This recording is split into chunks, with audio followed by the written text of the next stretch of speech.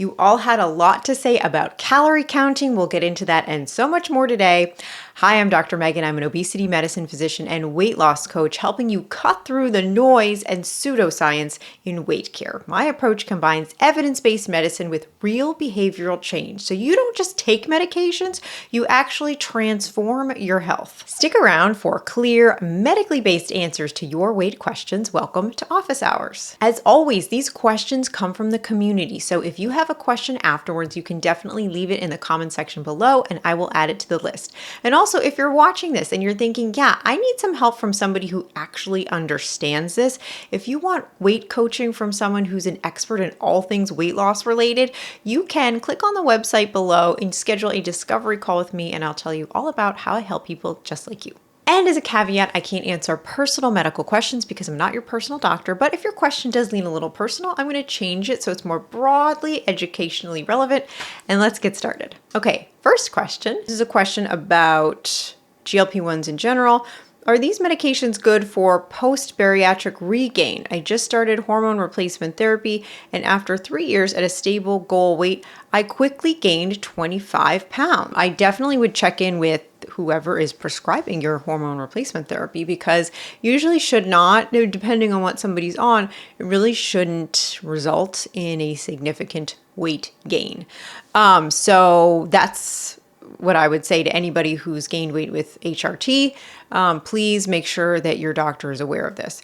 And you might also be on other medications such as Zoloft, Paxil. There's other medications that are often prescribed, and those can cause weight gain. So anyway, for anybody out there who has weight gain with hormone replacement therapy or menopause treatment in general, please check in with your doctor and let them know what's going on. But in answer to the first question, yes, GLP-1 medication is certainly used for people who have already had bariatric surgery. You know, if someone has had a lot of reflux issues, gastritis, ulcer issues with their bypass or their gastric sleeve, that's definitely something to have a conversation with their physician. But in general, for the vast majority of people who have had weight loss with bariatric surgery and then want additional weight loss with medication, for the right person, GLP-1s can be extremely helpful as a tool, an additional tool to help with weight loss. So, and yes, that is something that I definitely help people with.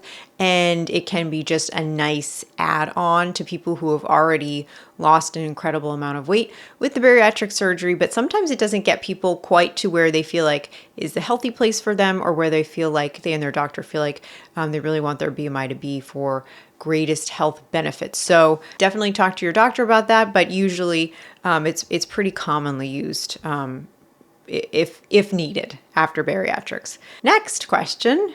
I was approved for Zepbound due to having moderate sleep apnea. Now I just got my results of a new sleep study test and it's been mild. I've been on Zepbound since August. Does that completely rule me out of being able to take Zepbound? I have been on a low dose of blood pressure meds. My BMI is 34. Can I self-pay for Zepbound myself if my insurance refuses?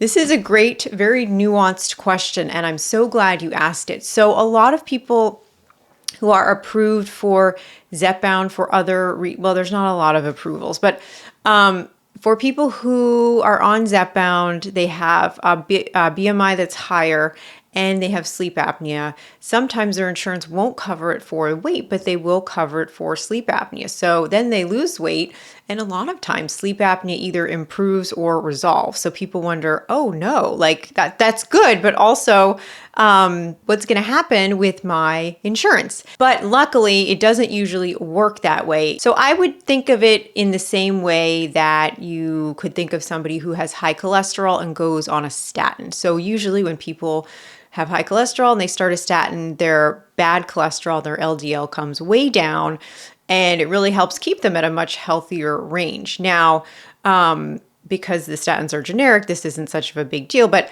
we wouldn't say that, oh, you fixed your cholesterol, now we should take you off of it, right? Your cholesterol is controlled because of the medication. And so you can think of it in the same way with Zepbound and sleep apnea. So you took the Zepbound, it got So if somebody takes Zepbound, it gets their weight lower, their sleep apnea either improves dramatically or goes away completely.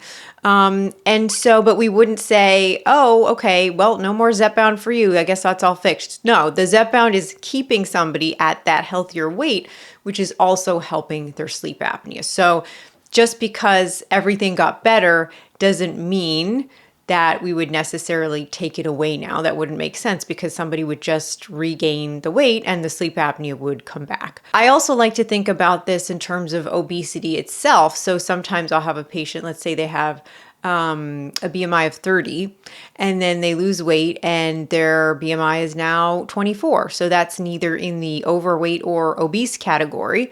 I'm still treating their obesity. It's improved. We've gotten them out of that range, but the medication is still treating them. So it doesn't mean it's not working or they don't need it anymore. They still definitely need it to keep them at that healthy weight. And in general, for me, that it has not been an issue with insurance in terms of continuing to cover Zepbound for sleep apnea after it has dramatically improved with their weight loss. So good luck to you. Congrats. And thank you so much for sharing. And what a great question. I'm sure there are a lot of people who had that question or are going through something similar. So thank you so much for asking that. Okay, next one is more of a comment, but it got a lot of other comments and I wanted to circle back to it because I think it's such a good point. So next question. I definitely feel like on Zepbound, I'm able to listen to my body's cues on when to eat and when to stop, which I could never do before. Sometimes I get flack in the GLP-1 Facebook groups when I say I don't count calories. People get upset and say it's the only way to know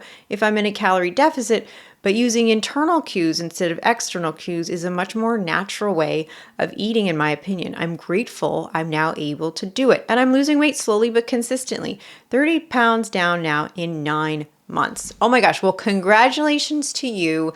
And I think you bring up such a great point. And something that I love to see for people is that these medications, they really strengthen those internal cues. They really help make it easier for people to listen to their body in a way that they maybe haven't been able to before. And I've treated hundreds, if not thousands of people. I've helped people lose incredible amounts of weight, and I've never once asked someone to count calories. I don't think it's necessary. I think it's much more important to listen to your body because we're not robots. We don't run on a very fixed set of food every day. Your energy needs are changing.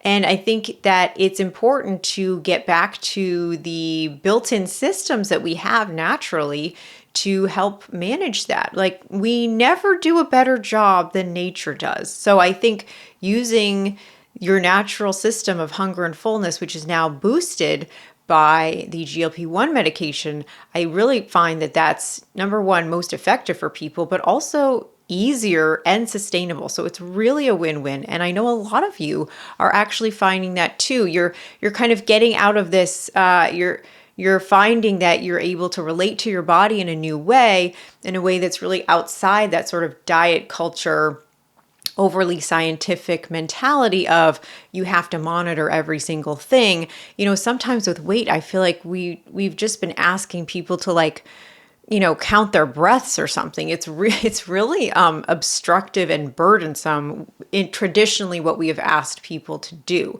And so I think when you are on these medications, you are really able to tap into something that's not just more effective, but also easier and more sustainable. So thank you so much for bringing that up. Thank you so much for everybody who chimed in, who said, I hear you. That's what I'm doing too. It's working so much better. So congrats to you. And if you love counting calories, by all means, count calories. But all I'm saying is I don't want people to think that that's the only way to do things. And in fact, I find that it's less effective for people because it really takes the focus off their internal cues. And this is what I work with my patients and clients on all the time, especially my private clients. Like, this is a huge part of what we focus on, is just getting back to listening to those systems again. And it's incredibly effective for people. So thank you all so much for chiming in and letting me know that it is working for you as well. I'm so excited and happy to hear that. And then last question, since I started taking tirzepatide 4 weeks ago, I lost 6 pounds, but my readiness on my Oura ring is quite low, even when I sleep 8 hours and try to rest throughout the day. Is that common? Okay, I didn't put these questions back to back on purpose, but I think they actually work really nicely together because if people want to use an Oura ring, again, totally fine. I know some people really love to track things, but again, I really think when you're tired and when you're not tired, right? Like we know, like we should all really be aware of when we're thirsty, when we're hungry, when we're full, when we're tired, when we're well rested. And a lot of times, especially if you live in America, especially if you live in a very like go, go, go sort of productive mentality or sphere, that we can get very disconnected to our just basic bodily signals. But I don't think necessarily the answer is to add something else to track it. I think the answer is to be aware that we're out of touch with our bodies. And then how do we fix that? By really listening more, being less distracted, slowing down, being intentional with our attention. So if people want to use an Oura ring, totally fine, but it's never something that I have told people they should do. Now, if I have a patient that is telling me that their Oura ring is saying that they're not ready or they're tired or whatever it tells people, they didn't get enough sleep last night, but they actually feel great and well rested, I am pretty much always going to tell someone to just listen to their body and go with that, because these things malfunction too. So just because it's telling you something's wrong, trust but verify, right? And of course, there's always going to be that one person who finds something crazy and rare with these tracking devices. That's great. But in general, I think I don't love it if people are relying on a device to tell them how they feel.